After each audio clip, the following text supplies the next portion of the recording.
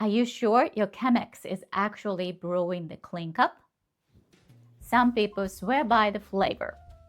Others say it always tastes flat. Unsettling part? If you never had it brewed right, you might not even know what you're missing. I'm a second-generation roast master and a brewmaster, specializing in pour-over.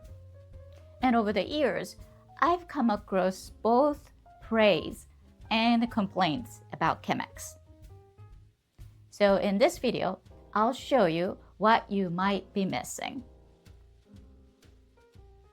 Well, let's be honest. Chemex is beautiful, minimal, iconic. A piece of design history happens to brew coffee. And it works well. The thick paper filter catches grit and oils. The brew runs clear. Its deep cone single outlet encourages a straight focused extraction, which tends to bring out clean, high-tone flavors from your beans. But that's not everyone's experience. Some say it strips too much. The flavor feels hollow.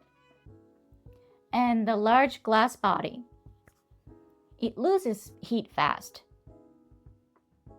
making it hard to stay in the right temperature range throughout the brew. Two Chemex, same method, same gear. One ends up with clarity, the other, something that just looks clean.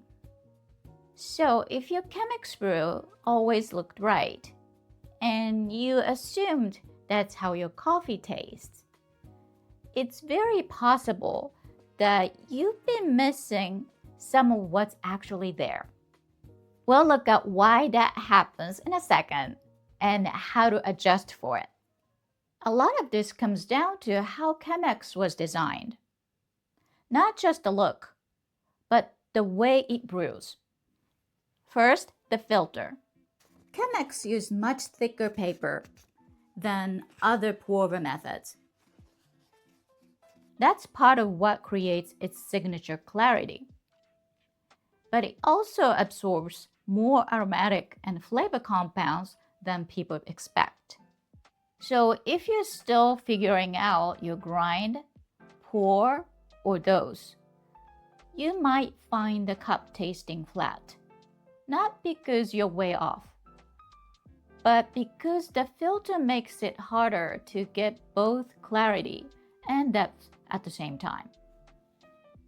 Then, the glass body. It loses heat quickly just by nature of its size and material. And as the temperature drops, you start to notice things you didn't before. Sharpness, rough texture, or a kind of hollowness that wasn't obvious when it was hotter. Not because your brew changed, but because the heat that masked those edges is gone. And finally, the grind.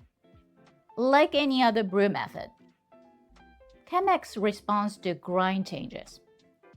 But because of its shape, the deep cone and single outlet, those changes show up in the cup more directly. Small shifts in grind or pour technique can exaggerate bitterness or sharpness before you even realize what caused it. But once you understand how the Chemex shapes your brew, it's actually not that hard to fix. Here's what makes Chemex tricky, even for the experienced brewers. It's hard to know what's missing when you don't know if it was even there. The brew feels clean. There's no obvious bitterness, no sourness, no astringency. But the cup doesn't quite match what you imagined.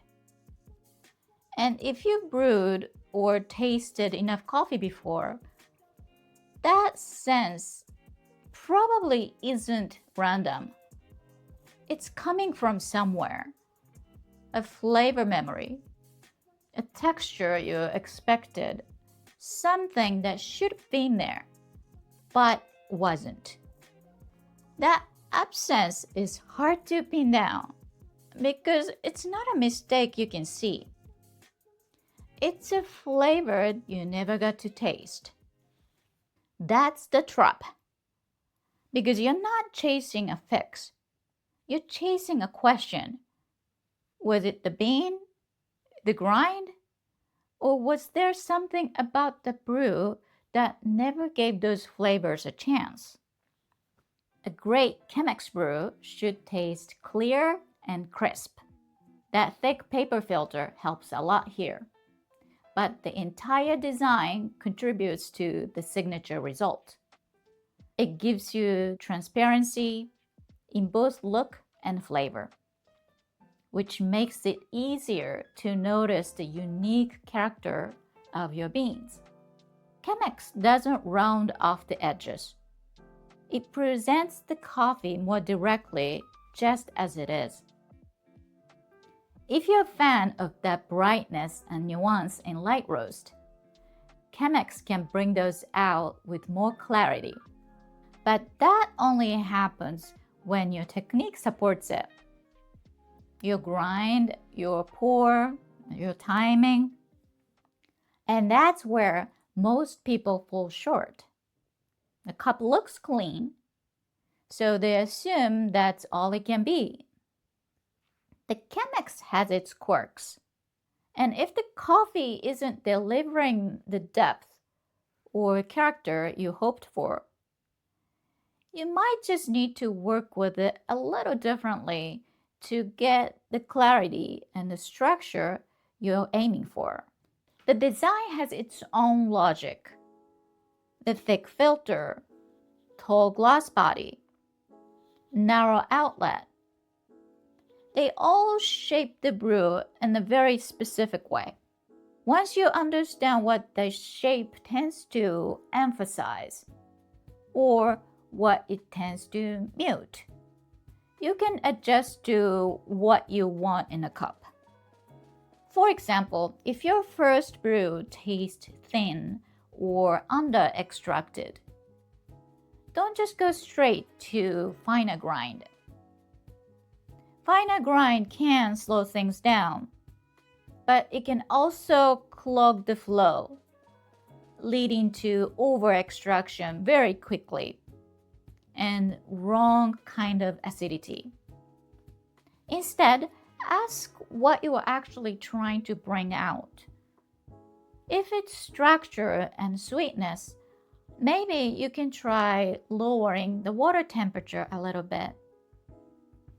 This can also slow down the extraction without changing the grind, and still keeps balance in check, especially if your beans are high quality.